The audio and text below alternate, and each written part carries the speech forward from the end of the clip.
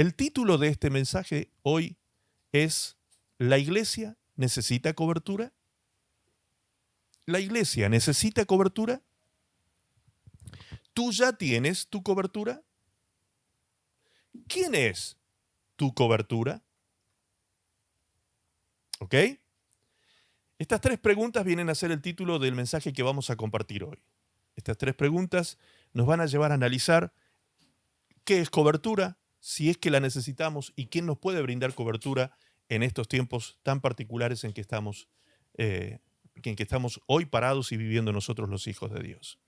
Bien, más que nunca se hace fácil comprender entonces, como les decía recién, el pasaje de Mateo capítulo 24, verso 3 en adelante. Allí en Mateo 24, versículo 3 dice, estando Jesús sentado en el monte de los olivos, los discípulos se le acercaron aparte diciendo, dinos, ¿cuándo serán estas cosas?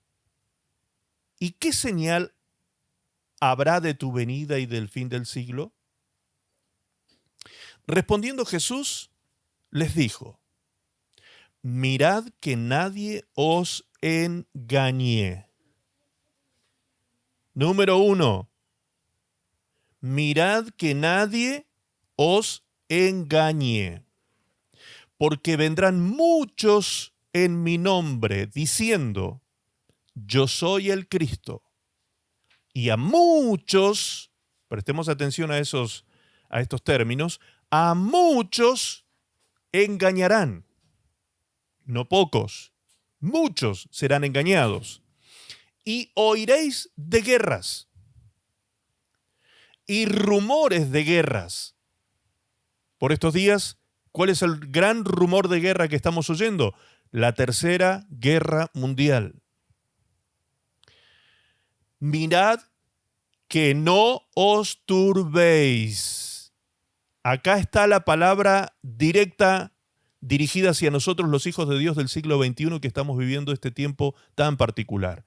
Dios nos dice a nosotros, en su palabra, por boca de su Hijo Jesucristo, mirad que no os turbéis, porque es necesario que todo esto acontezca, pero aún no es el fin. Porque se levantará nación contra nación y reino contra reino, y habrá pestes y hambres y terremotos en diferentes lugares.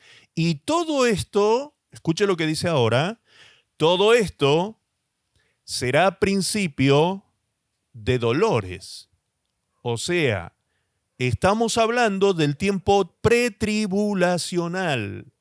Desde el versículo 9 en adelante, el capítulo 24 de Mateo comienza a hablar de una tribulación que luego más tarde se transformará en una gran tribulación, cual nunca hubo en la historia de la humanidad, ni habrá, dice el texto de Mateo.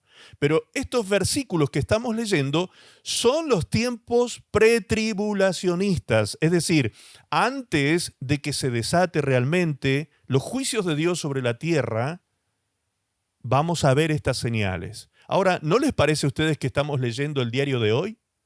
¿No les parece a ustedes que estamos leyendo las noticias que hoy llegan a diario y a cada minuto a través de las redes sociales, a través de la televisión, la radio y todos los medios de comunicación que hay en el mundo? Guerras, rumores de guerras, hambres, pestes, terremotos en diferentes lugares. El otro día, alguien me decía, muy inteligentemente, pastor, pero estas cosas han sucedido anteriormente en la historia de la humanidad. Exactamente, efectivamente que han sucedido. Ahora, pregunto, ¿las cosas que sucedieron antes tuvieron la magnitud de las que están teniendo ahora? ¿El poder destructivo de las que están teniendo ahora?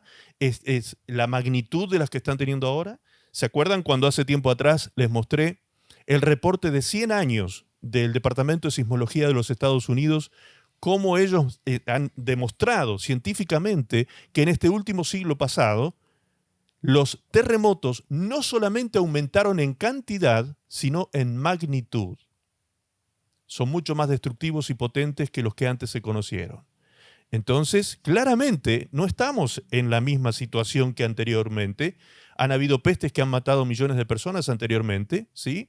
Hoy en día, la peste que ocurrió no ha matado a tantas personas como en otros años, pero estamos también frente a una... Acá no dice que sea una peste de mayor magnitud, no, simplemente dice pestes.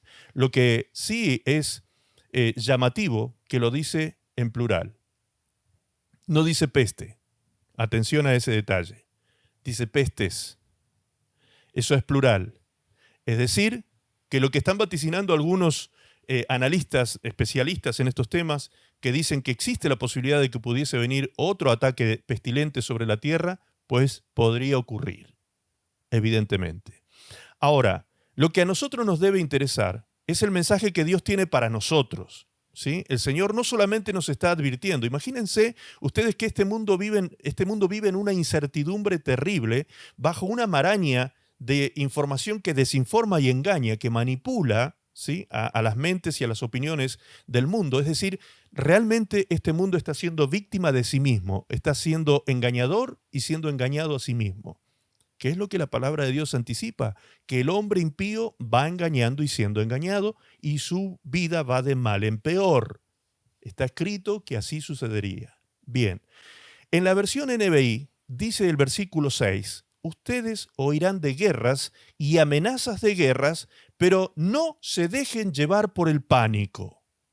Es decir, este pasaje que arriba decía, no os turbéis, mirad que no os turbéis, en esta versión nos dice de una manera muy clara, no se dejen llevar por el pánico. Las balas te pueden estar picando al lado de tus pies, pero tú no temas, dice el Señor. Tú no temas. Los misiles podrán estar pasando por encima de nuestras cabezas, pero tú no temas, dice el Señor.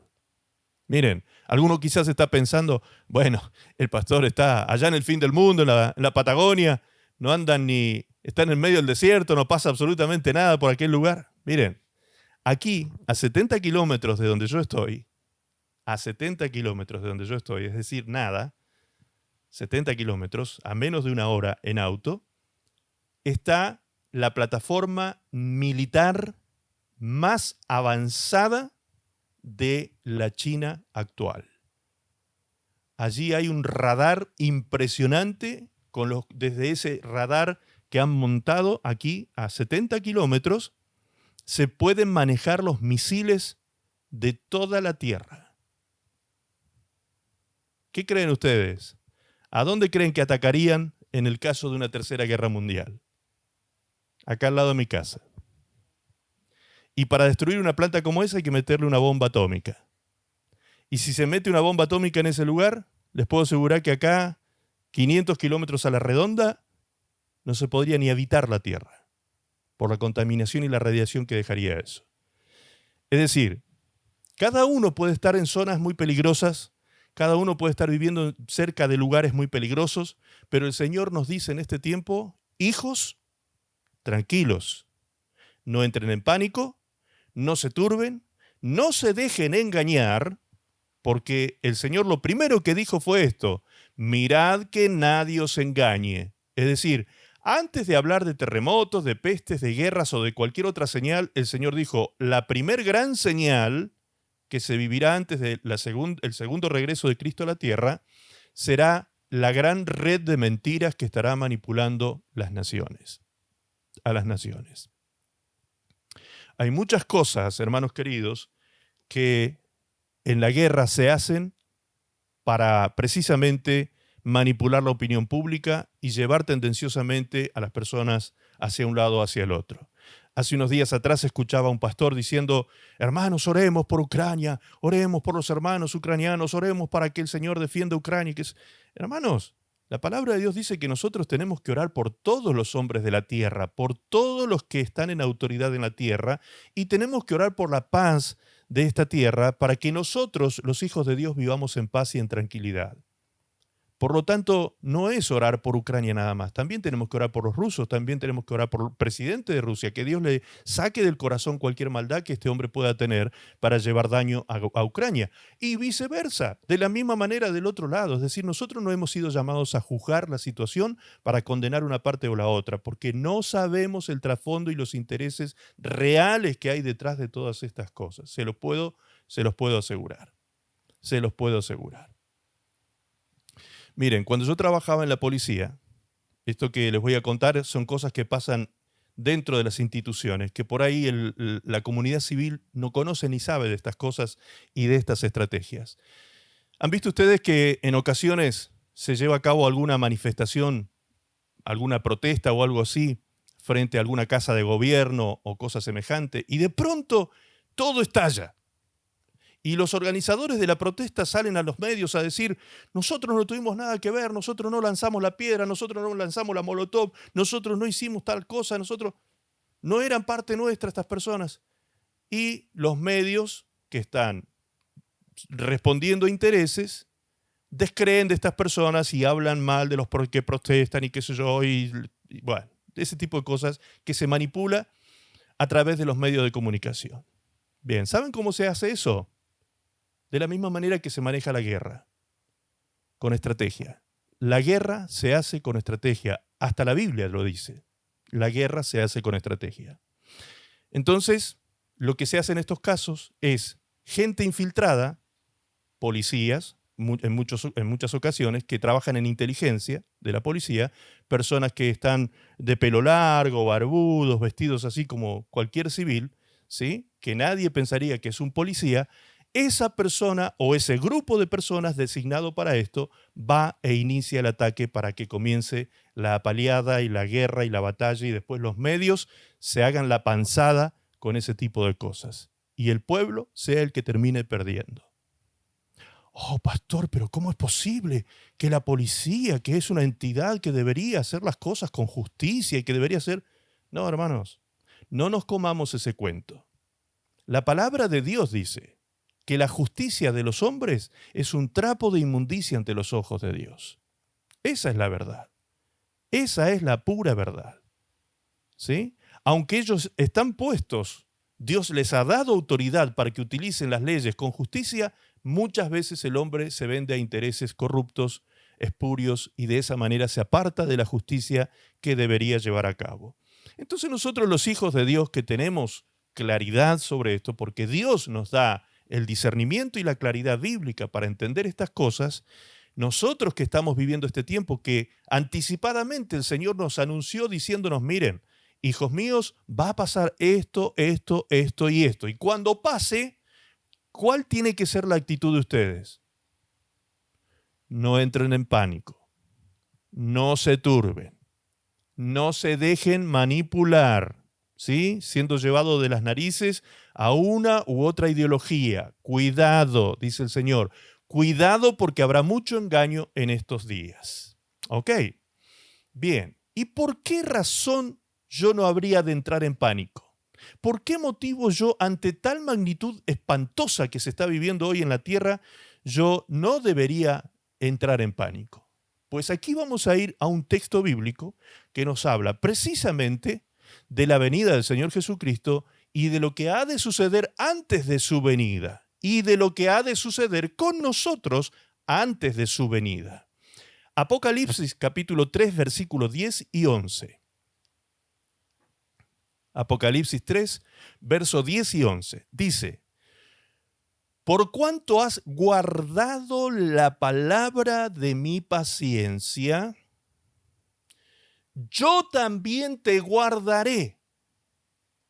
Yo también te guardaré de la hora de la prueba que ha de venir sobre el mundo entero para probar a los que moran sobre la tierra. He aquí, yo vengo pronto. Retén lo que tienes, para que ninguno tome tu corona. Amén. ¿Qué dice el Señor a su pueblo, a su iglesia, a sus hijos en este tiempo? Yo te guardaré de la hora de la prueba que ha de venir sobre el mundo entero para probar a los que moran sobre la tierra. Yo te guardaré a ti, hija mía, hijo mío, a ti te guardaré. Retén lo que tienes porque yo vengo pronto, dice el Señor. Fíjense cómo el texto bíblico, los dos versículos están encadenados el uno con el otro. Uno me está diciendo que el Señor viene pronto y antes de que Él regrese me dice que viene una prueba tremenda sobre el mundo entero. y que Dios ha de guardarme de la hora de la prueba, que Dios no va a permitir que yo tenga que pasar por aquel momento o que yo tenga que sufrir algún daño que sea de sufrir en esta tierra. Apocalipsis 3:10, el mismo versículo, pero en la versión TLA, dice así: todos en el mundo tendrán dificultades y sufrimientos. Todos en el mundo. O sea, esto es un gran sufrimiento, porque es un sufrimiento que abarcará a la humanidad completa. Todos en el mundo tendrán dificultades y sufrimiento, pero a ti te protegeré, porque tú me obedeciste cuando te ordené que no dejaras de confiar en mí. Tremendo, ¿no? Todos en el mundo sufrirán padecimientos, pero a ti, dice el Señor, yo te protegeré, porque tú me obedeciste cuando te ordené que no dejaras de confiar en mí. Ahora, ¿qué puede pasar si tengo temor entonces? Si no confío, si no guardo esta palabra a la cual el Señor me está llamando. El Señor me está diciendo: hijo, hija, ten paz, tranquilo, no te perturbes, no tengas miedo, no tengas temor, no entres en pánico, porque yo a ti, si guardas mi palabra, te guardaré. Hay un condicionante, fíjense, hay un condicionante. Debo estar confiando para que yo sea guardado de esa hora. Debo estar manteniendo mi fe en el Señor para que yo pueda ser guardado de esa hora. Hay un condicionante en este pasaje bíblico. Ok, entonces si hay un condicionante tiene que haber una contraposición, es decir, si yo hago esto, tengo tal consecuencia. ¿Y si hago lo contrario? ¿Y si no confío? ¿Y si tengo miedo? ¿Y si me perturbo? ¿Y si entro en pánico? Si temo que me puede pasar realmente eso, ¿qué pasaría? ¿Qué sucedería? Bien, ejemplo tenemos en Job. Dice Job capítulo 3, versículo 25. Porque el temor que me espantaba, me ha venido y me ha acontecido lo que yo temía. Escuche las palabras de Job. Porque el temor, el miedo, el pánico que me espantaba, me ha venido. Y me ha acontecido lo que yo temía. ¿Te das cuenta? Este es el peligro del temer. Este es el peligro del miedo, precisamente. Si tú buscas en tu diccionario la palabra miedo, vas a encontrar que el resultado el significado de esta palabra miedo es tener fe. Es tener fe. ¿Por qué? Porque el diccionario dice que el miedo es creer que lo que me amenaza me podría ocurrir. O sea, no me está pasando nada en realidad, pero sí hay frente a mí una amenaza real. Y si yo creo que eso me puede ocurrir, se apodera de mí el miedo. Cuando yo creo que el daño me puede llegar, se apodera de mí el miedo. ¿Te das cuenta? Esa es la diferencia entre una fe positiva y una fe negativa como la que Job en este momento estaba teniendo. Dios trató con Job y al final del libro de Job vemos que ya Job no tiene temores. Ya Job no tiene espantos ni miedos. Ya Job se da cuenta que él de oídas había oído hablar de Dios, tenía información de Dios, pero Dios no se había formado en él todavía. Este proceso sirvió para que Job confiara plenamente en Dios y dejase de tener temores y miedos. Cuando él abandonó el miedo, fue doblemente bendecido. Entonces, lo conveniente es que entendamos lo que significa estar bajo el cuidado de Dios, bajo la mano poderosa de Dios, bajo la sombra del Omnipotente, bajo la cobertura de Dios. Para esto vamos a definir esta palabra, cobertura, porque de allí partimos, desde este título partimos recién cuando decíamos, necesito como iglesia la cobertura, necesito una cobertura especial o algo así, o tengo que tener una cobertura. Yo sé que a algunos de ustedes se les disparó la cabecita pensando en las coberturas que hoy en día se ofrecen por allí en las redes sociales, que aparecen también apóstoles y profetas dando cobertura ministerial, cobertura apostólica y demás. Yo no estoy hablando de eso, ¿sí? No estoy hablando de eso. Esto está muy alejado de ese tipo de cosas. Yo estoy hablando de lo que verdaderamente la Biblia dice que es cobertura. Vamos a ir a lo que la Biblia dice de lo que es cobertura, ¿ok? La palabra cobertura significa estas dos cosas. Número uno, acción de cubrir o proteger algo. Acción de cubrir o proteger algo. Número dos, cosa que se coloca sobre otra para cubrirla o taparla. Eso es una cobertura, es una cubierta, algo que cubre, algo que está por encima para proteger o para tapar algo, ¿sí? Allí mismo, en la primera acepción, acción de cubrir o proteger, se utilizan estas dos palabras, cubrir y proteger. Cubrir y proteger. Entonces, el significado de estas dos palabras son importantes también. Cubrir significa poner algo encima o delante de una persona o una cosa de manera que queda total o parcialmente oculta, protegida o resguardada. Eso es cubrir. Proteger es hacer que una persona o una cosa no reciba daño o no llegue hasta ella algo que lo produce dicho daño, algo que puede producir este posible daño, ¿sí? Entonces, alguien que está protegido y cubierto es alguien que tiene cobertura. Alguien que está protegido y cubierto, como acabamos de analizar en los textos bíblicos que leímos, que ya leímos, es alguien que tiene cobertura. ¿Ok? Bien. Dios mismo, como nuestro Padre Celestial, nos ofrece su cubierta o su cobertura. Fíjense lo que dice el Salmo 91, verso 1. El que habita al abrigo del Altísimo morará bajo la sombra del Omnipotente. Diré yo a Jehová, esperanza mía, castillo mío, mi Dios en quien confiaré. Él te librará del lazo del cazador, de la peste destructora. Con sus plumas te cubrirá, con sus plumas te cubrirá, y debajo de sus alas estarás seguro. Escudo y adarga es su verdad. No temerás el terror nocturno, ni saeta que vuele de día, ni pestilencia que anda en la oscuridad, ni mortandad que en medio del día destruya. Estaré seguro bajo la cubierta de sus alas. Estaré seguro bajo la cubierta de sus alas. Salmo 91. Bien.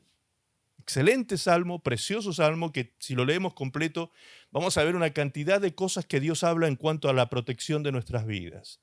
Ahora, una cosa que quiero que les quede grabada, justamente porque este salmo ha sido mal utilizado en este tiempo de pandemia, y mucha gente por causa de la imprudencia y por no entender el contexto en que fue dicho este salmo y de la forma que se lo debe interpretar, ha sido imprudente ante esta pandemia y ha llevado consecuencias graves a su casa y a su propia vida, costándole a algunos hasta su vida por causa de la imprudencia. Citando el Salmo 91. Otros, siendo todavía más místicos y más animistas en cuanto a su postura, me han dicho, por ejemplo, pastor, yo tengo la Biblia abierta en el Salmo 91 en mi casa sobre ¿cómo se llama? La cómoda, sobre la mesita de luz, al lado de la cama, en el mueble del comedor. Allí tengo la Biblia abierta en el Salmo 91. ¿Ok? ¿Y por qué tienes eso abierto ahí en el Salmo 91? ¿Tú sabes lo que dice el Salmo 91? Creo que habla de la sombra del Omnipotente. O sea, no tienes ni idea lo que dice.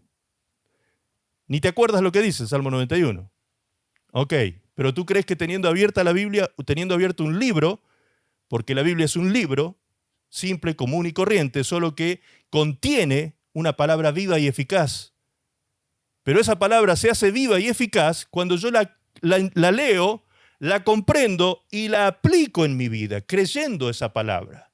Esa palabra toma vida y se hace eficaz cuando yo la asimilo, la hago mía, la encarno esa palabra en mi ser. Ningún versículo bíblico, cual talismán puesto sobre nuestra mesa de luz, nos va a proteger de ningún daño, hermanos. No seamos místicos, ni tengamos un pensamiento mágico, simplista, digno de personas que no han entendido el Evangelio de Jesucristo. ¿Me explico? Tenemos que entrar en el entendimiento real de las Escrituras. El mismo Salmo 91 fue citado en Lucas capítulo 3, no tengo aquí anotado ese texto, pero lo pueden anotar. Lucas capítulo 4, allí ustedes van a encontrar cuando Jesús fue llevado por el Espíritu Santo al desierto para ser probado durante 40 días. Allí estuvo orando y ayunando durante 40 días y 40 noches. ¿Qué dice la palabra del Señor? Que el diablo vino a tentarlo a Jesús. Y entre las 3 tentaciones que el diablo hizo a Jesús, en una de las tentaciones citó el Salmo 91, precisamente. Satanás le citó a Jesús el Salmo 91 que dice, lo lleva primero al pináculo del templo y desde allí, desde el pináculo del templo, le dice, lánzate, tírate.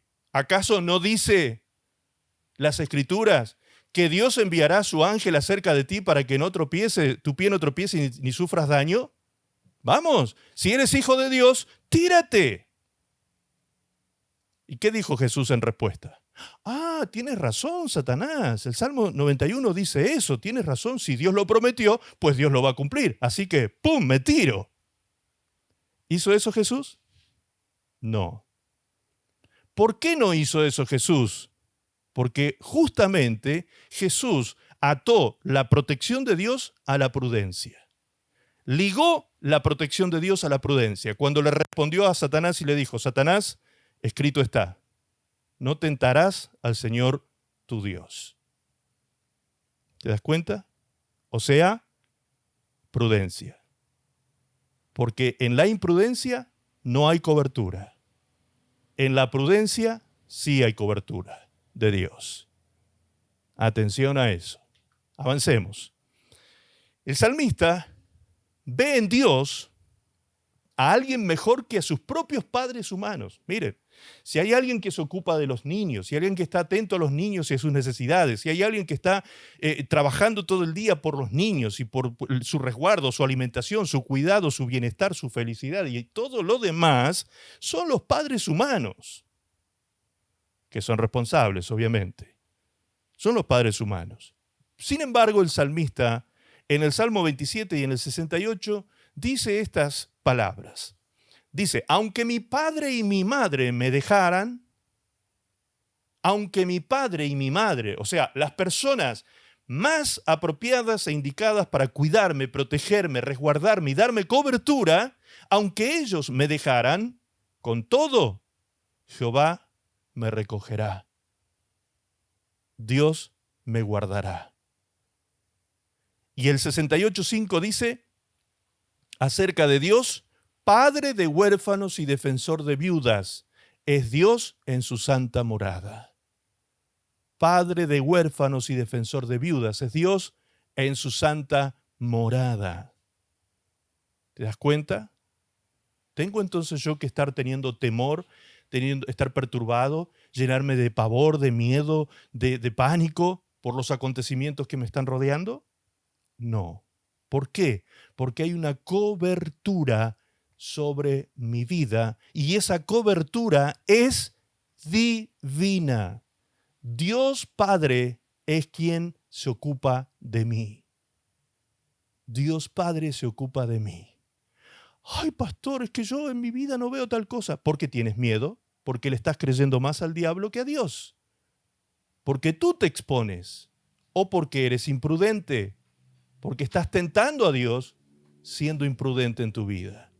Entonces, analiza. Las consecuencias tienen causas. Y las causas hay que analizarlas para poder cambiarlas y transformarlas. Si tú no analizas las causas, tu vida va a seguir en el mismo estado. Ahora, el Señor mismo nos enseña cómo alcanzar estos niveles de cobertura de Dios. ¿Cómo alcanzar estos niveles de cobertura de Dios? Estoy en la mitad del mensaje y hemos llegado al minuto 43. Dejamos aquí y continuamos el próximo sábado.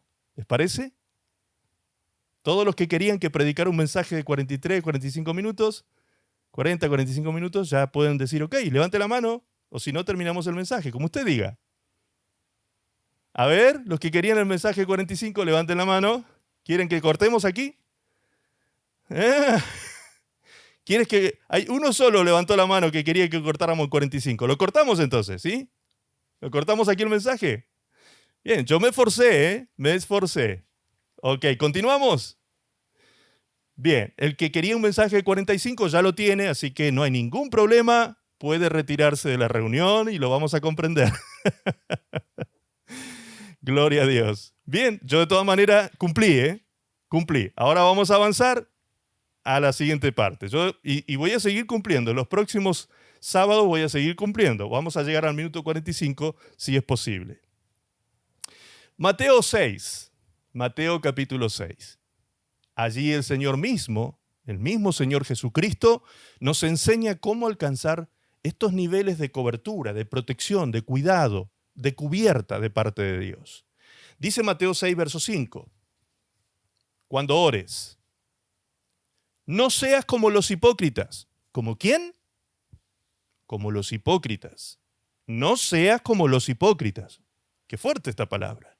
Porque ellos aman el orar en pie en las sinagogas y en las esquinas de las calles, para ser vistos de los hombres. De cierto os digo que ya tienen su recompensa. Verso 6. Mas tú, cuando ores, tú cuando ores, entra en tu aposento y cerrada la puerta, ora a tu Padre que está en secreto, y tu Padre que ve en lo secreto te recompensará en público. Y escuche lo que dice ahora. Y orando, no uséis vanas repeticiones como los gentiles que piensan que por su palabrería serán oídos. Que por su palabrería serán oídos. Es decir, ¿sirve? Pregunto. Usted haga el análisis del texto. ¿Sirve que yo haga, por ejemplo, como hacen los budistas, que toman una especie de parecido al rosario, así, con cuentas, con bolitas en la mano, toman esto y comienzan a decir Namio Horenge Kyo, Namio Horenge Kyo, Namio Horenge Kyo, Namio Horenge Kyo, Namio Horenge Kyo? Se pasan horas diciendo eso. Porque supuestamente esa es la frase, el mantra de la vibración del universo que se va a poner a su favor cuando usted repita no sé cuántas miles de veces Namio Horenge Kyo. Si alguno estuvo allí en el budismo, sabe de lo que estoy hablando. Y repiten, y repiten, y repiten, y repiten. ¿No hay acaso algunas religiones inclusive que dicen ser cristianas, que repiten, y repiten, y repiten, y repiten, cual mantras, como si fuesen mantras, algunos rezos? ¿Pero cómo, pastor? La Biblia dice que tenemos que orar el Padre Nuestro. Sí, claro. Y justamente donde nos enseña el Señor Jesucristo a orar el Padre Nuestro, es donde el Señor Jesucristo dice, en ese mismo texto, que no lo repitamos como loro. ¿Por qué? ¿Por qué no tenemos que repetirlo como loros? Porque dice el texto bíblico que Dios sabe las necesidades que nosotros tenemos y que Él está dispuesto a darnos cobertura y provisión. Solo espera escuchar de nosotros la voz de la humildad. La voz de la humildad.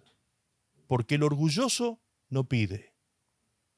El orgulloso no da a conocer su necesidad. No pide. Se mantiene soberbio. Que nadie se entere que estoy partido en 1000 pedazos. Que nadie se entere. ¿Sí? Bueno, no te quejes entonces si no te llega ayuda. No te quejes si no te está llegando ayuda. Obviamente, si necesitas ayuda, estira la mano. Estira la mano, nada más. Sé humilde y vas a ver cómo vas a recibir asistencia. Pero cuando nos mantenemos en orgullo, el cielo se cierra. Y esto es grave. Amados, comprendan muy bien lo que estoy diciendo cuando hablo de los condicionantes para que los cielos se abran o cuando los cielos se cierran por causa de no respetar los condicionantes. Y lo vamos a ver aquí en el texto bíblico. Pongamos todo el texto, por favor, en pantalla, ¿sí? Para que leamos todo el texto.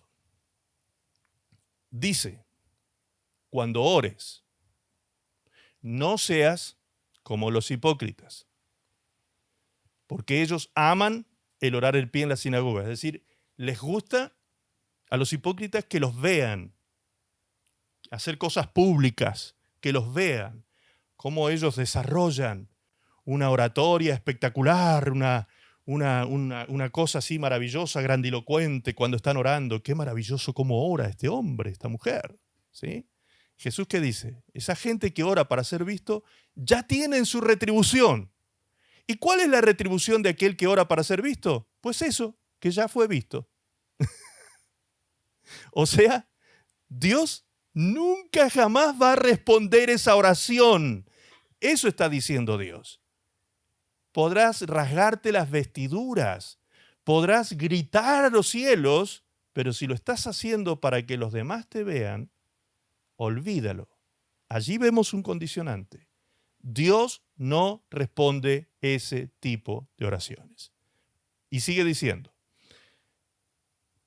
dice el mismo texto, para ser visto de los hombres. De cierto os digo que ya tienen su recompensa. Esa es la recompensa. Ya lo vieron. Si eso era lo que quería. ¿Querías que te vieran? Ok, ya te vieron. Ya te vieron. Listo. Si lo hacías por eso. Así que no te quejes después si no recibes nada por esa oración que hiciste, porque tú no lo estabas haciendo para recibir algo, no estabas pidiendo con humildad, estabas pidiendo algo para hacerte ver, para hacer pública tu soberbia y tu orgullo, tu grandilocuencia o tu elocuencia oratoria. ¿Para eso querías orar públicamente? Bueno, ok, ya tienes tu recompensa. Ya te vieron, ya te aplaudieron, ya te honraron, ya te dijeron, wow, qué hermoso que ora el hermano o la hermana. Listo, se acabó. Eso es todo. No hay respuesta a esa oración.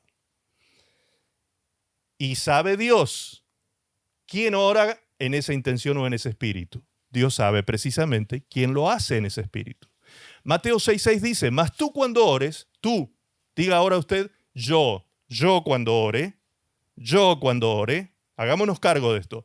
Yo cuando ore, entra en tu aposento, cerrada la puerta, ora a tu Padre que está en secreto, y tu Padre que ve en lo secreto te recompensará en público. ¿Ok? Pero entonces no me tienen que ver orando, no me tienen que andar, a ver, oh no, cuidado que papá está orando, ¿sí?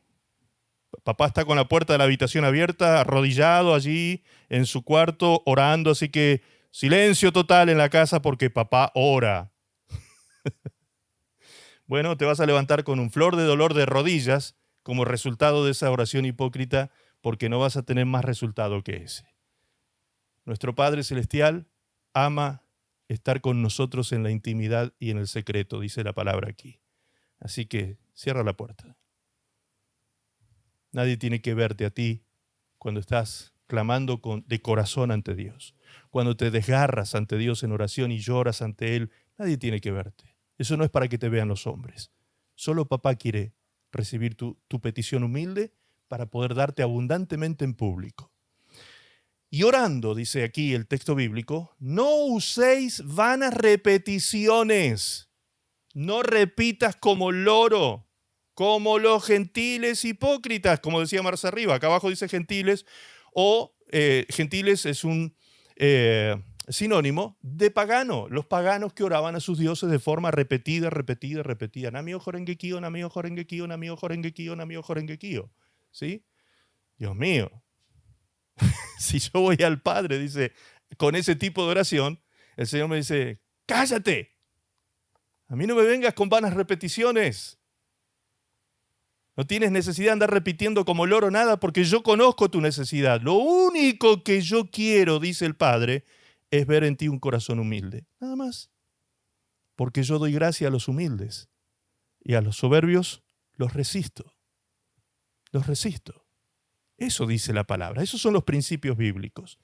Y luego en el verso 7, pero en la versión NTV, fíjense cómo lo dice. Cuando ores, no parlotees de manera interminable como hacen los seguidores de otras religiones. Piensan que sus oraciones recibirán respuesta solo por repetir las mismas palabras una y otra vez. Ay, oh, Señor amado, ¿pero cómo es esto? Entonces no tengo que hacer rezos repetidos y repetidos. No, la palabra de Dios no enseña tal cosa. Ay, pero es que a mí me gustaba tanto hacer tales rezos, tales mantras, tales proclamas y declaraciones. Bueno, síguelo haciendo si quieres. Síguelo haciendo, pero no esperes recibir nada. Eso dice la palabra. No esperes recibir nada. Porque esa no es la relación que yo quiero tener contigo, dice el Padre. Yo como papá quiero conversar contigo. Quiero que te sientes en mi regazo, como mi hijita, como mi hijito amado, y que conversemos. Pues la palabra oración, ¿qué significa? No significa un rezo repetido. La oración es un diálogo con Dios, Padre, en el nombre de Jesús, con la asistencia del Espíritu Santo. Anote ese concepto, por favor, aquellos que les gusta tomar nota. Este concepto es muy importante. Esto es orar. Orar es un diálogo con el Padre. En el nombre de Jesús, con la asistencia del Espíritu Santo. Eso es la oración en pocas palabras. Un diálogo con papá, un diálogo abierto, sin estructuras hipócritas ni repeticiones vanas, huecas, vacías, que no tienen contenido, ¿sí? No se trata de que tú vayas a hacer un sacrificio en el momento de la oración, como muchas veces también se ha enseñado religiosamente. Para orar hay que poner algunos granos en el piso, un poco de arena, subirse los pantalones, arremangarse la pollera, lo que sea, y con la rodilla pelada, ahí sobre las arenas o sobre los porotos o sobre los garbanzos o sobre los trigos. Hay que estar ahí 2 horas repitiendo. Eso no es cristianismo. Eso es religiosidad. Eso está lejos de la voluntad de Dios. Lejos, muy lejos de la relación que Dios quiere tener con nosotros. Nunca confundamos religión con relación. Dios tiene una relación con sus hijos, viva. Muy bien, y sigue diciendo el texto, luego de este pasaje precisamente, de Mateo 6, tome nota, estuvimos en Mateo 6, versículo 5 al 7. Hasta ahí leímos recién. Luego vamos a pasar a otro pasaje, más adelante de esto, donde precisamente nos habla de la oración específica que ha llegado a ser conocida en nuestros tiempos como la oración del Padre Nuestro. Esta oración, conocida como la oración del Padre Nuestro, básicamente es una oración para protección y provisión, pero deja ver también lo que puede impedir en nuestra vida el recibir tal protección o tal provisión de parte de Dios. ¿Cuáles son los impedimentos? ¿Cuáles son los impedimentos? Dice, Padre nuestro que estás en el cielo, santificado sea tu nombre, venga a nosotros tu reino, hágase tu voluntad. Hágase tu voluntad, así en el cielo como en la tierra. Entonces, ¿cuál es uno de los impedimentos que podemos tener a la hora de orar según la voluntad de Dios y de recibir protección y provisión de Dios? ¿Cuál es el impedimento? Mi voluntad. Este es el impedimento básicamente. Mi voluntad. El texto bíblico, la oración del Padre Nuestro dice, hágase tu voluntad. Sin embargo, las personas cuando van a orar lo que quieren es que Dios haga su voluntad. No sino su voluntad. Voy a orar para que Dios haga mi voluntad. Qué diferente, ¿no? Qué diferente es orar de esta otra manera que Dios dice, cuando voy a orar debo decir, Padre, que se haga tu voluntad, no mi voluntad, no la mía. segunda cosa que tenemos que tener en cuenta es la falta de perdón. La falta de perdón que podemos nosotros estar teniendo en nuestras vidas. Eso nos impide recibir la gracia de Dios abundante sobre nosotros. ¿Acaso no dice Hebreos 12, versículo 15, mirad bien, no sea que alguno deje de alcanzar la gracia de Dios, que brotando alguna raíz de amargura os estorbe y por ella muchos sean contaminados? Es decir, cuando hay raíces de amargura, cuando hay falta de perdón, cuando hay resentimientos, cuando hay odios, cuando hay sentimientos tóxicos en tu corazón, te están estorbando para recibir la gracia de Dios. ¿Qué es la gracia de Dios? El favor de Dios. Que el cielo se te abra a tu favor. Es decir, hay cosas que no están aconteciendo en nuestras vidas porque de pronto no estamos respetando los condicionantes de la oración del Padre Nuestro, que nos dice que debemos perdonar y pedir perdón por nuestros pecados. El Padre Nuestro, ¿qué dice? Perdona nuestras deudas. Así como perdonamos a nuestros deudores. ¿Pero es un condicionante esto para que Dios me dé cobertura y provisión? Pues fíjense lo que dice el verso 14. Ahí nomás, terminando la oración del Padre Nuestro, dice, porque si perdonáis a los hombres sus ofensas, os perdonará también a vosotros vuestro Padre Celestial. Usted dígame, ¿es esta una condición o no? Volvamos a leer. Si perdonáis a los hombres sus ofensas, os perdonará también a vosotros vuestro Padre Celestial. Y sigue diciendo, mas si no perdonáis a los hombres sus ofensas, tampoco vuestro Padre os perdonará vuestras ofensas. ¡Ah! ¡Madre mía! Aquí hay un terrible condicionante. Es decir, el cielo se me cierra si yo no perdono. Ay, pastor, es que yo no siento de perdonar. ¿Y qué? ¿Quién te enseñó que perdonar es un sentir? Ese es el problema. Este es el problema. Hay un problema conceptual. Y muchas veces ocurre esto en la vida de los cristianos. Problemas conceptuales. El perdón no es un sentir, no es una emoción. Porque si no, tú perdonarías hoy y mañana volverías a odiar. Puesto que las emociones son ambivalentes, las emociones suben y bajan, las emociones son inestables, todo el tiempo están de forma irregular manifestándose en la vida humana. Entonces, hoy perdono, hoy amo, mañana odio. Tú puedes pasar del amor al odio en un segundo. Ay, pero ¿cómo es posible pasar del amor al odio en un segundo? Ah, ¿no? ¿No te ha pasado con tu ex o con tu actual? Que en un momento lo amabas y en un momento lo odiabas, que te despertaba unos sentimientos terribles. Bien, así son las emociones. Entonces yo no me puedo tomar de las emociones, para perdonar. El perdón tiene que ver con una decisión personal. Yo decido perdonar. Les he dicho varias veces este concepto del perdón y quiero que tomen nota de esto una vez más. ¿Qué es perdonar? Perdonar es renunciar a los deseos de venganza sin necesidad de renunciar a los deseos de justicia. Perdonar es renunciar a los deseos de venganza sin necesidad de renunciar a los deseos de justicia. Es decir, si alguien viene y daña a una de mis hijas, supongamos que alguien comete un error, una cosa ultrajante contra una de mis hijas, yo como pastor y cristiano, ¿debo perdonar a ese hombre que ultrajó a mi hija? ¿Sí o no? Responda rápido, ¿sí o no? Con su cabecita, ¿sí o no? Sí, claro que sí, yo debo perdonar. Ahora, ¿qué sentimientos me van a embargar? Ni les cuento los sentimientos que me embargarían.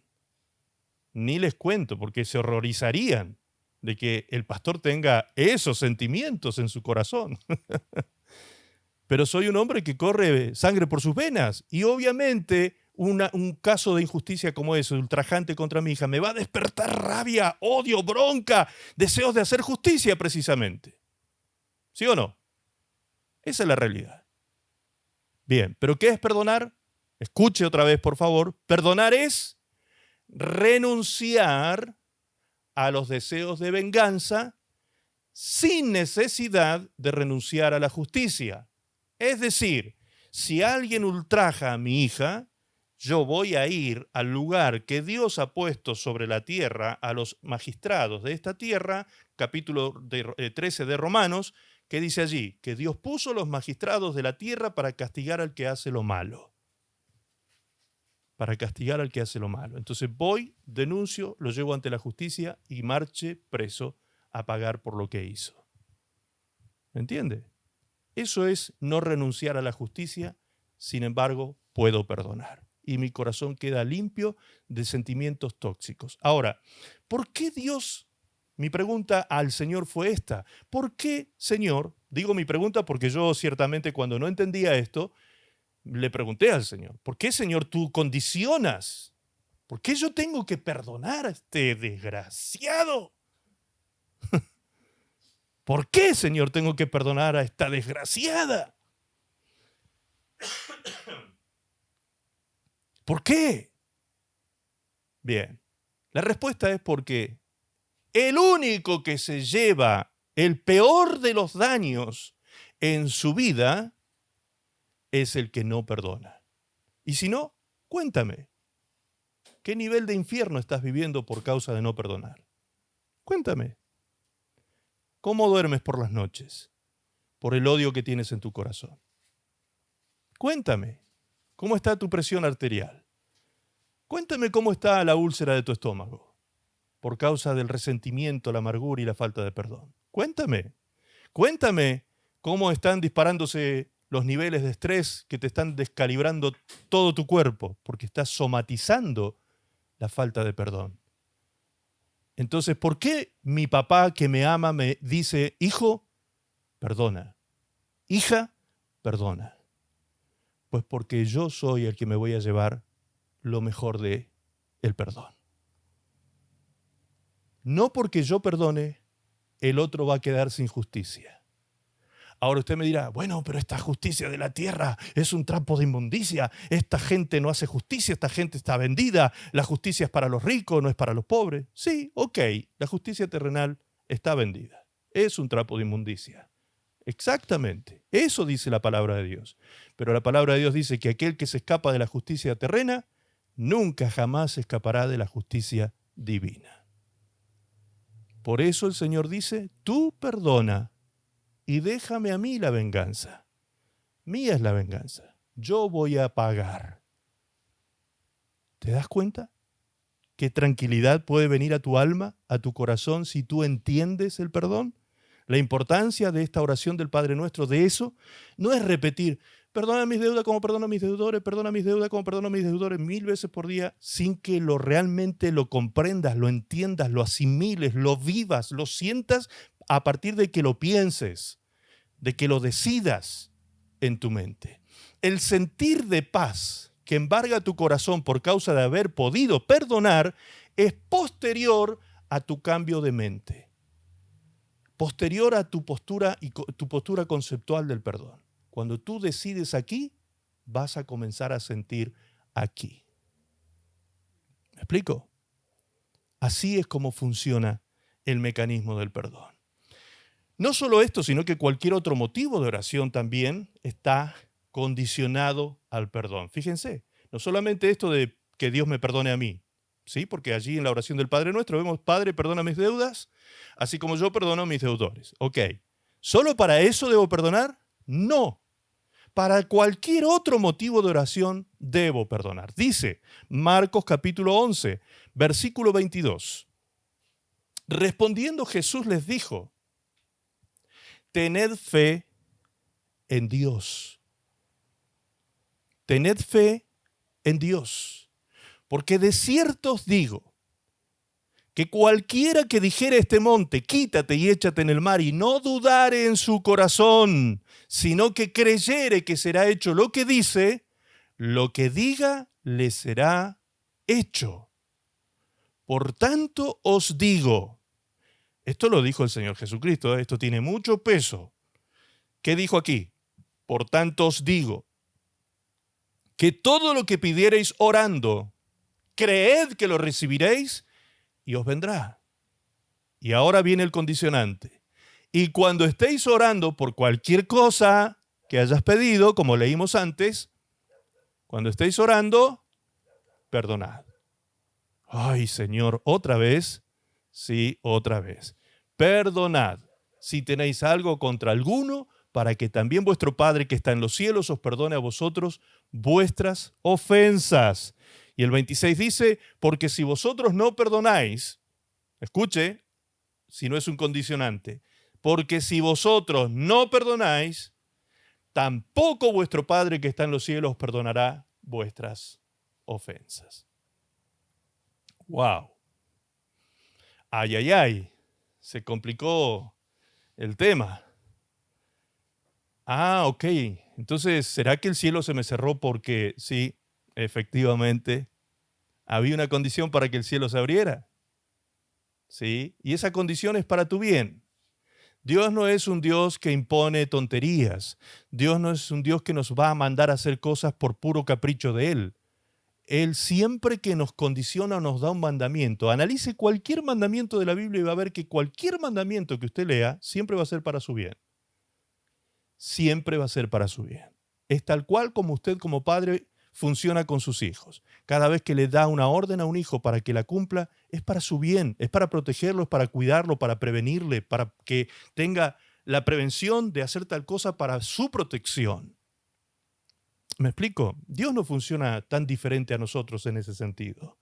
Ahora, una persona que no está perdonada, es decir, yo no perdoné, ¿qué dice Dios? Yo no te perdono. Te pongo como condición esto. O perdonas o perdonas. ¿No quieres perdonar? No perdones. Se te cierra el cielo. Tus oraciones no son contestadas. Pide, pide, pide, pide y no recibirás. Hasta que no perdones, el favor de Dios no estará disponible para ti. ¿Por qué? Porque lo mejor que te puede pasar es perdonar. Ay, qué complicado que se pone. Claro que sí. ¿Por qué se pone complicado? Porque vivimos nuestra fe cristiana desde las emociones y los sentimientos. Ese es el gran problema de ser un cristiano emocional y almático. Cuando somos carnales, emocionales y almáticos, vivimos la fe cristiana desde esa perspectiva. No lo siento, no me nace, no puedo, es más fuerte que yo. Todas esas son las excusas que presentamos. Pero el hombre espiritual que se renueva de día en día a partir de la renovación del espíritu de su entendimiento, es el hombre que toma decisiones, la mujer que toma decisiones drásticas, tan drásticas que le cuesta su propia vida. Ay, pero ¿qué está diciendo, pastor? ¿Se tiene que suicidar? Prácticamente un suicidio. ¿Por qué? El apóstol Pablo dice, cada día, dice el apóstol Pablo, cada día golpeo mi cuerpo y lo pongo en servidumbre ante Dios. ¿Eso es violento? ¡Wow! ¿Eso es violento? ¿Cómo que cada día golpeo mi cuerpo? ¿Me tengo que flagelar entonces con algún látigo romano y rasgarme la espalda? No, no está hablando de eso Pablo, es un sentido figurado en el que lo está diciendo. Lo que él está diciendo es, yo, hombre espiritual, cada día le ordeno a mi carne y le ordeno a mi alma que hagan la voluntad de Dios. Ay, pero siento que me muero si tomo tal decisión. Exactamente, eso es lo que tienes que sentir, porque te tienes que morir. Si tú no mueres, no llevarás fruto nunca. La palabra de Dios dice que el grano que no caiga a tierra y quede solo allí enterrado en la tierra, no podrá morir y llevar frutos. Tiene que morir primero para luego llevar fruto. ¿Estás entendiendo los mecanismos? ¿Cómo funciona esto? Es así de sencillo, no es tan complicado. No es tan complicado. Es así de sencillo. Créele a Dios, confía en Él y Él te guardará, te protegerá de todo mal, de todo peligro, de todo daño, aún de la prueba que ha de venir sobre el mundo entero.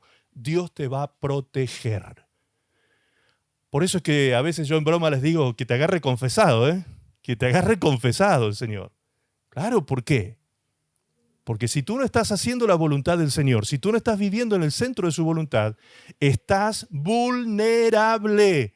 El enemigo tiene legalidad sobre tu vida.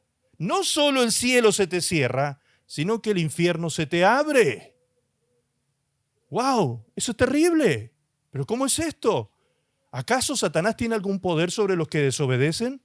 ¿Acaso el diablo puede tener alguna legalidad sobre las personas que desobedecen? Bien, veamos esto en la palabra. Dice el Salmo 138, en el versículo 6, Salmo 138, verso 6, en la TLA, dice, Dios mío, tú estás en el cielo, pero, cuidas a la gente humilde.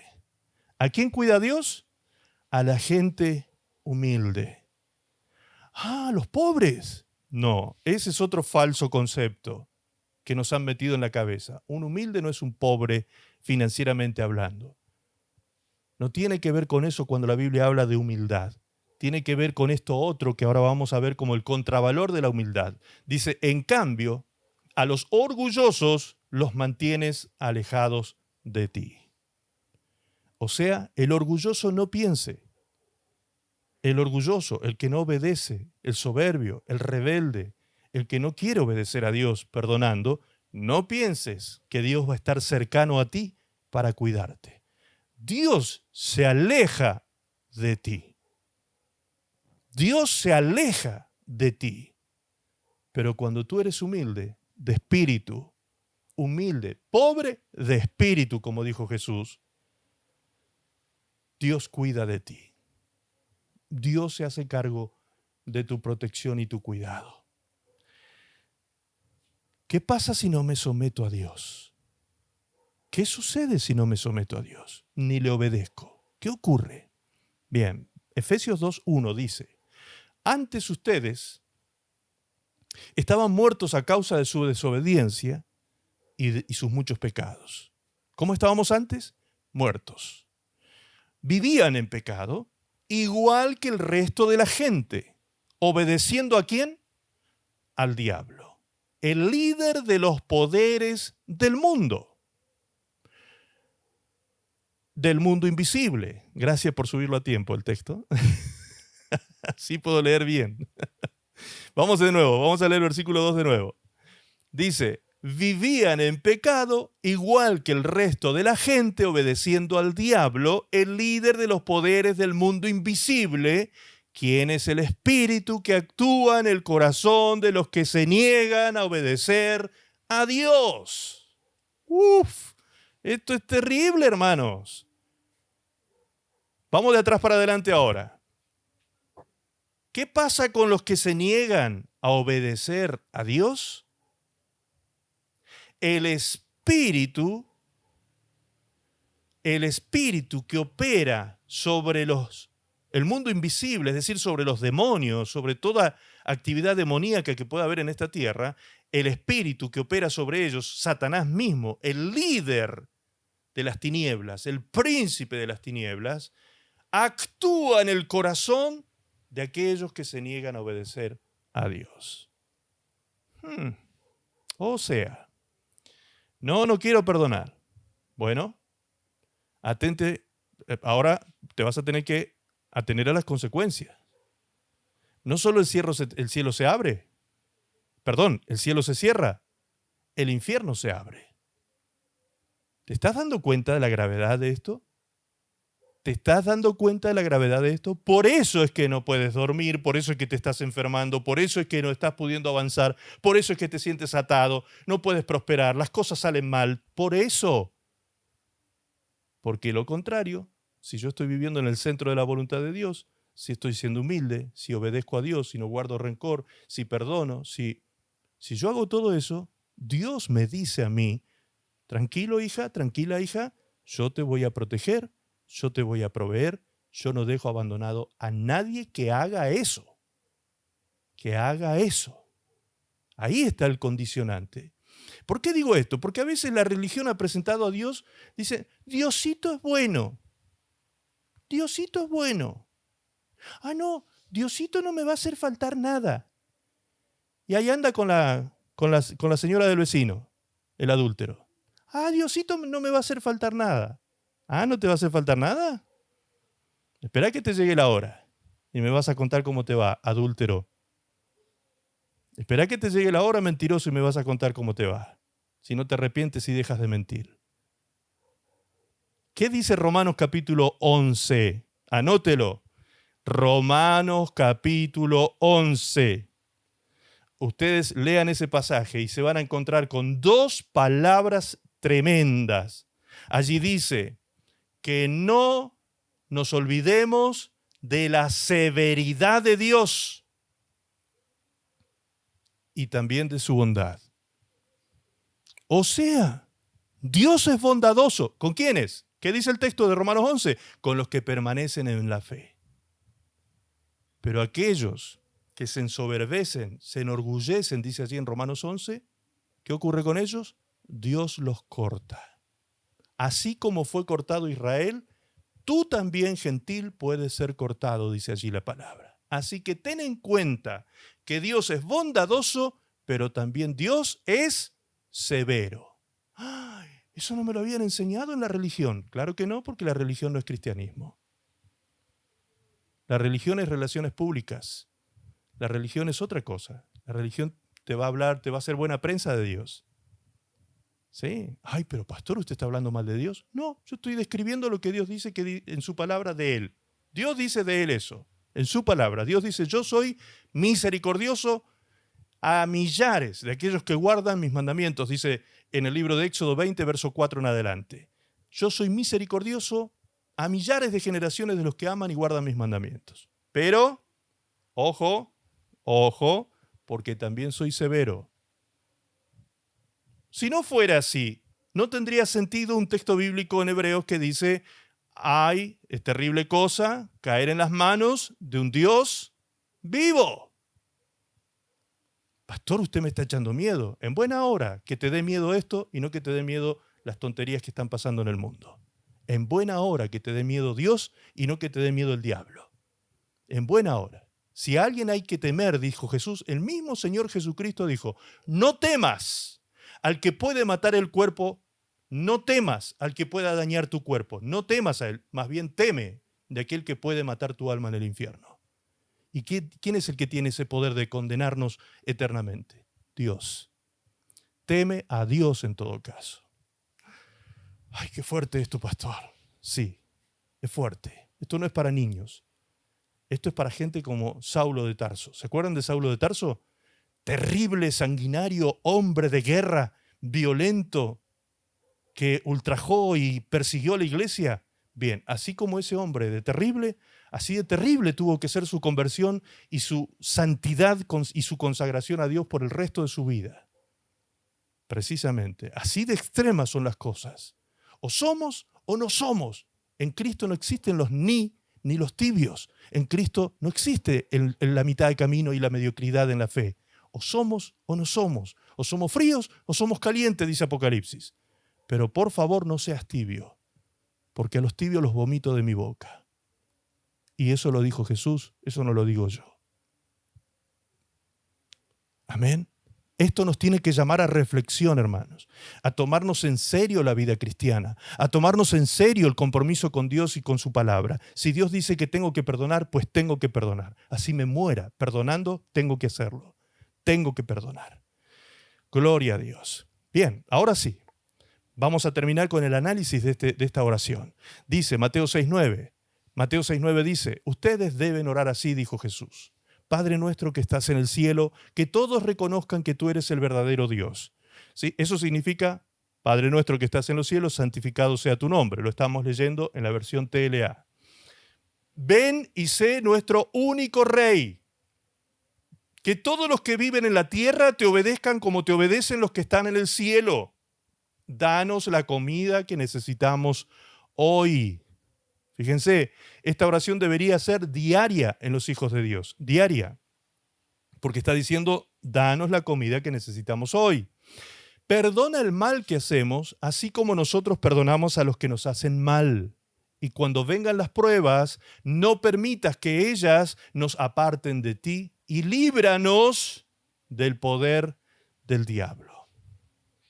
Varias veces hago el ejercicio de publicar alguna cosa en mi Facebook para testear de alguna manera cómo está el conocimiento en mis hermanos que están siguiéndome allí en el Facebook. Entonces he preguntado, ¿tú crees que el diablo puede hacerle daño a un cristiano? Y la mayoría de las respuestas son no, el diablo no puede hacernos daño. ¿Tú crees que necesitaríamos pedirle a Dios que nos libre del poder de Satanás? No, ya Cristo lo venció en la cruz. El diablo no me puede tocar. ¿Y qué dice allí el texto bíblico?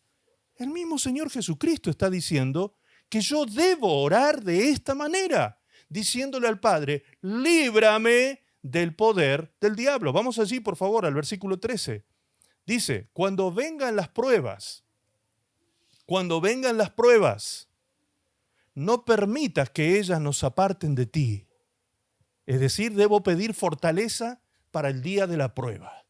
Debo pedir fuerzas, fortaleza y poder en el espíritu para atravesar la prueba en victoria.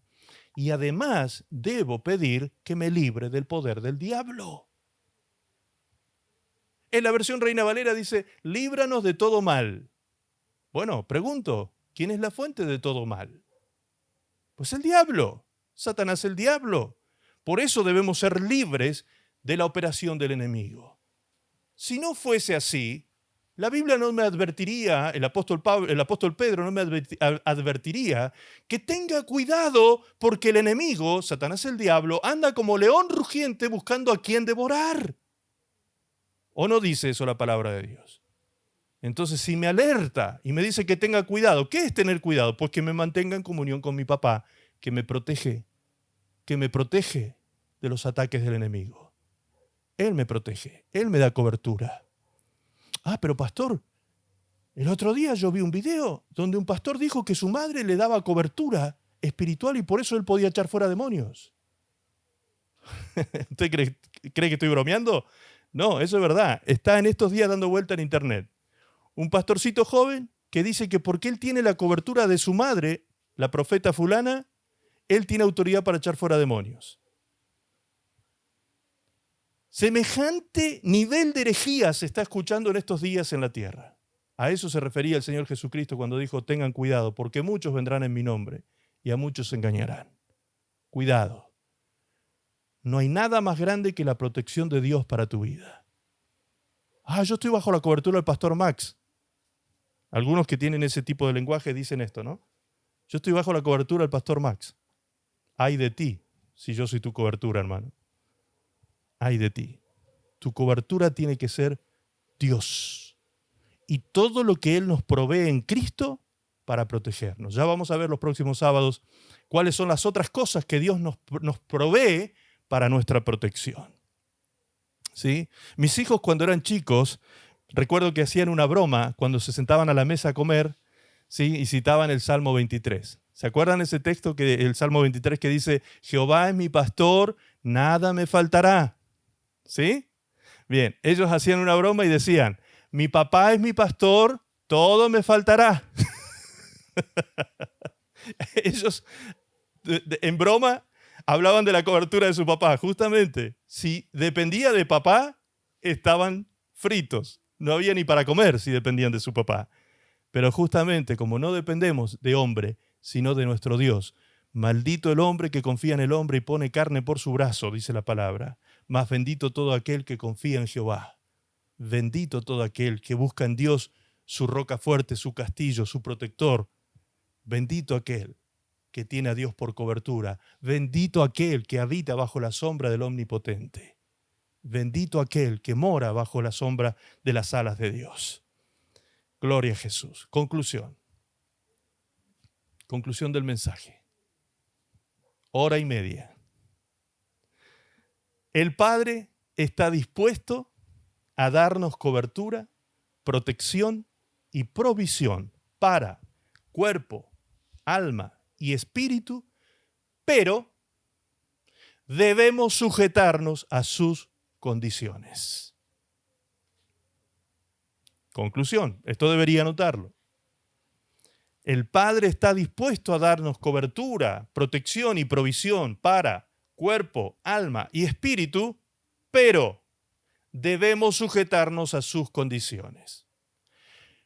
No alcanza con decir, yo creo que Dios me protege. Como hay personas que creen que por hacer algunas declaraciones, por causa de lo que dicen, van a ser protegidos. No, Señor, no alcanza con decir, Dios me protege. Además hay que agregarle a esa confesión de fe obediencia, puesto que la fe sin obediencia es muerta.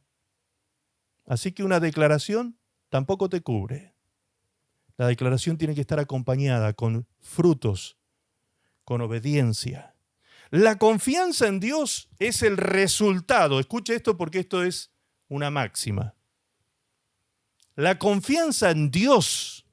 Recuerdan que Apocalipsis 3:10 decía, por cuanto guardaste la palabra de mi paciencia y has confiado en mí, por eso te guardaré de la hora de la prueba.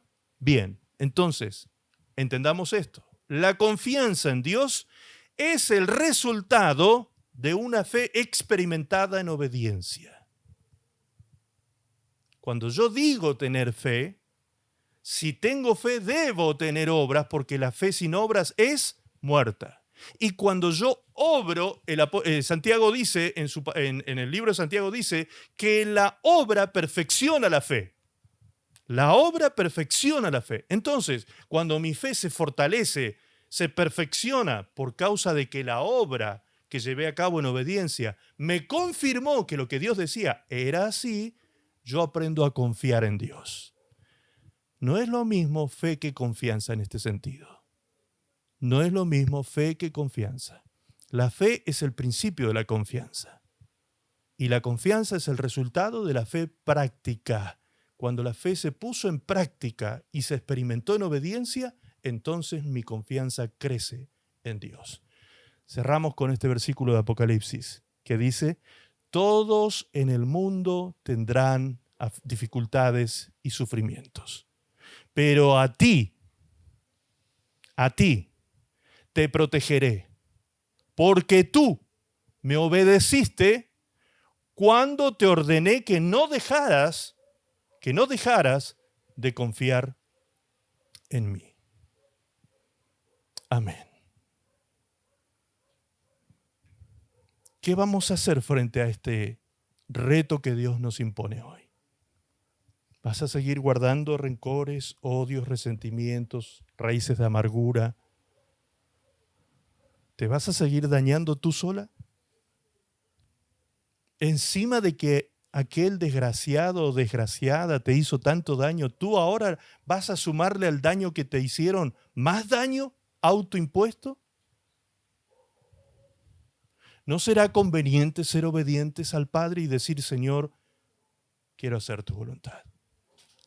Suelto esta causa en tus manos. Entrego esta causa en tus manos, Señor. Y que se haga justicia conforme a tu voluntad.